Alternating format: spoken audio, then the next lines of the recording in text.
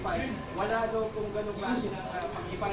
Okay. Ano po tuloy niyo? Ganito na lang, no? Kasi ang clarify namin kanina yung mga sinasabi ni Director Matibag sa media, no? Narinig nyo naman siguro, napanood nyo.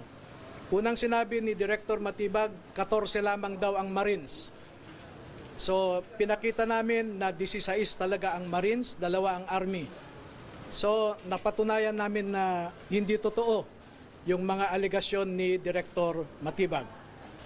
Pangalawa, yung sinasabi niyang isang general daw, class 75 ng PMA, ang nag-recruit sa kanila. Pinabulaanan namin yon na hindi totoo. Number 3, ang sinasabi ni Director Matibag, nagpirma lamang ang mga ito dahil meron silang economic problems, no? Economic reasons daw.